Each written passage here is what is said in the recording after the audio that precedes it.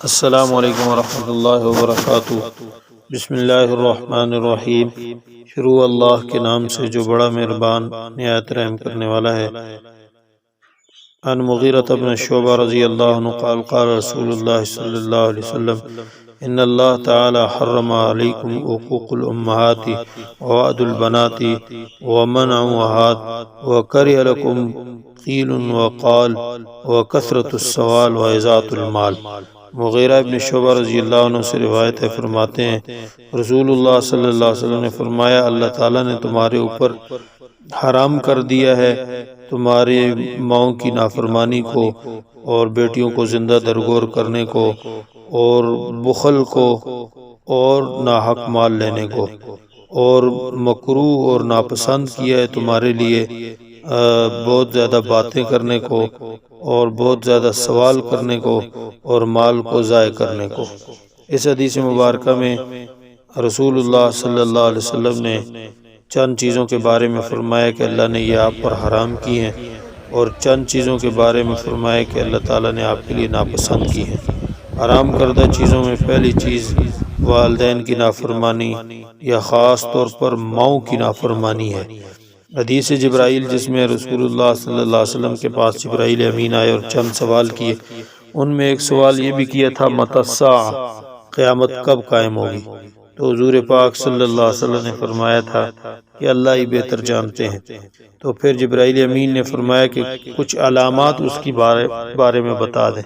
تو حضور پاک صلی اللہ علیہ وسلم نے فرمایا تھا ان تلد الامۃ ربتہا، کہ باندی اپنے آقا کو جنے گی۔ مطلب یہ ہے کہ اولادیں نافرمان ہو جائیں گی۔ تو اولاد کا نافرمان ہو جانا قیامت کی علامات میں سے ہے، اور ماں کو اللہ پاک نے بڑا درجہ اور بڑا مرتبہ اور بڑا مقام عطا کیا ہے۔ ماں جیسی نعمت انسان کو دنیا میں صرف ایک بار ملتی ہے، اور حدیث مبارکہ میں فرمایا الجنت تحت اقدام الامہات، کہ جنت تمہارے ماؤں کے قدموں کے نیچے ہے۔ یعنی ماں کی فرما برداری اطاعت کرنا یہ جنت کا سبب ہے، جنت میں داخل ہونے کا سبب ہے، اور ماں کی نافرمانی کرنا جہنم میں داخل ہونے کا سبب ہے۔ اور والدین کی نافرمانی ایسا فعل ہے جس کی سزا آخرت میں تو ملے گی ہی ملے گی، لیکن اس کے ساتھ ساتھ دنیا میں بھی انسان کو سزا ملتی ہے۔ اس لیے اللہ پاک نے والدین کی نافرمانی کو اور خاص طور پر ماؤں کی نافرمانی کو حرام قرار دیا ہے۔ اور دوسرا فعل وعد البنات، اپنی بیٹیوں کو زندہ درگور کرنا۔ زمانہ جاہلیت میں یہ کام بہت زیادہ تھا کہ جس کے ہاں بیٹی پیدا ہو جاتی، قرآن کہتا ہے کہ اس کا چہرہ سیاہ ہو جاتا، اور اس کو اس وقت تک چین نہیں آتا تھا جس وقت تک وہ اس بیٹی کو زیر زمین دفن نہ کر دیتا تھا۔ تو اللہ تعالیٰ نے بیٹیوں کو زندہ درگور کرنے کو بھی حرام قرار دیا ہے۔ بیٹی اللہ کی رحمت ہوتی ہے، اور حدیث مبارکہ میں آتا ہے جس کے ہاں 2 بیٹیاں ہوں اور ان کی اچھی تعلیم دے، ان کو اچھی تربیت کرے اور اچھی جگہ ان کا نکاح کر دے، تو اللہ تعالیٰ اس کو اور رسول پاک صلی اللہ علیہ وسلم کو جنت میں اکٹھا فرما دیں گے۔ یعنی حضور نے فرمایا وہ جنت میں میرا ساتھی ہوگا۔ تو اس لیے بیٹیوں کو زندہ درگور کرنا فعل حرام ہے۔ اسی طرح بخل کو بھی اللہ نے حرام قرار دیا۔ بخیل آدمی اللہ کو پسند نہیں ہے، سخی آدمی اللہ کو پسند ہے۔ سخی نافرمان بھی ہو نا تو وہ بھی اللہ کو پسند ہے۔ یعنی مطلب یہ کہ سخی اور فاسق فاجر ہو، اس کے مقابلے میں بخیل آدمی ہو اور روزہ دار ہو، نمازی ہو، وہ اللہ کو اتنا پسند نہیں ہے جتنا سخی آدمی پسند ہے۔ اللہ تعالیٰ کے دیے ہوئے مال میں سے اللہ کے لیے خرچ کرنا یہ اللہ کو محبوب ہے، اور اللہ پاک نے قرآن میں ارشاد فرمایا کہ وَمِمَّا رَزَقْنَاهُمْ يُنْفِقُونَ، اور اس میں سے خرچ کرو جو ہم نے تمہیں عطا کیا ہے۔ تو مال اللہ کا دیا ہوا ہے، اللہ کے دیے ہوئے میں سے اللہ کے لیے کچھ مال خرچ کرنا ہے، سارا مال خرچ نہیں کرنا۔ اللہ کے دیے ہوئے میں سے کچھ اللہ کے لیے خرچ کرنا، یہ اللہ کو بڑا محبوب ہے۔ اور مال کو روک کر رکھنا، اس کو جمع کرنا، یہ اللہ کو بڑا ناپسند ہے۔ اللہ پاک نے فرمایا الذی جمع مالہ وعددہ یحسب ان مالہ اخلدہ، وہ مال کو جمع کرتے اور گن گن کے رکھتے ہیں اور یہ گمان کرتے ہیں کہ ان کا مال ہمیشہ رہے گا۔ مال ہمیشہ رہنے والی چیز نہیں، تو اس لیے مال کو روک کر رکھنا اور جہاں ضرورت ہے اللہ کے لیے فی سبیل اللہ وہاں انسان خرچ نہ کرے تو یہ بخیلی ہے، بخل ہے۔ تو بخل کو اللہ نے حرام قرار دے دیا۔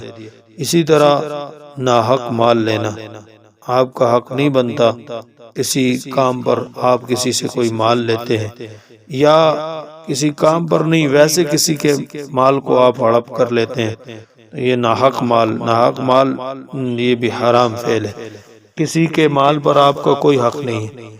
اگر کوئی آدمی خوشی سے طیب نفس سے آپ کو مال دے تو آپ اس سے مال لے لیں، لیکن اگر اس کے دل کی رضا نہ ہو، اس کی خوشی نہ ہو یا اس کی اجازت نہ ہو، آپ اس کا 1 روپیہ بھی اگر استعمال کریں گے تو یہ مال ناحق ہوگا، اور اللہ پاک نے اس کو حرام قرار دیا۔ اور پھر چند باتوں کو جو مکروہ اور ناپسندیدہ قرار دیا ہے، ان میں سے ایک قیل و قال ہے۔ ایک آدمی بے جا بولتا رہتا ہے، یعنی بے محل جو ہے نا باتیں کرتا رہتا ہے، فضول باتیں، لا یعنی باتیں۔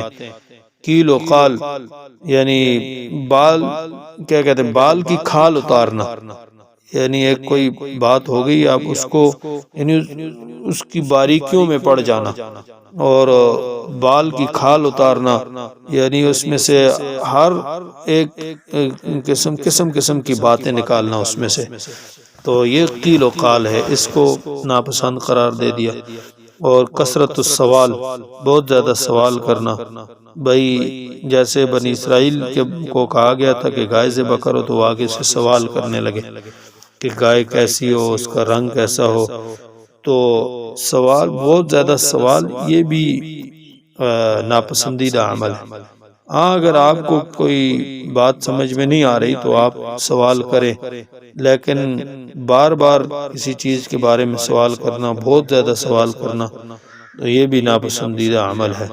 اور تیسرا اضاعت المال، مال کو فضول اڑانا، فضول خرچی جس کو کہتے ہیں، اور قرآن نے فضول خرچی کرنے والے کو شیطان کا بھائی کہا ہے، ان المبذرین کانوا اخوان الشیاطین، کہ جو فضول خرچی ہے، فضول خرچی کرنے والے شیطان کے بھائی ہیں۔ جہاں ضرورت ہو وہاں آپ خرچ کریں، لیکن بے جا خرچ نہ کریں۔ مال کو جہاں ضرورت نہیں ہے اور آپ ایسے بے دھڑک مال خرچ کر رہے ہیں، اس کو فضول خرچی کہتے ہیں۔ اسراف اور فضول خرچی سے اللہ تعالیٰ نے منع فرمایا ہے، اس لیے جہاں ضرورت ہو وہاں تو انسان خرچ کرے، اور جہاں ضرورت نہیں ہے وہاں مال خرچ کرنے کی ضرورت نہیں، وہ اسراف اور تبذیر میں آ جاتا ہے۔ اللہ پاک سب کی ان تمام باتوں سے حفاظت فرمائے۔ وآخر دعوانا الحمدللہ رب العالمین۔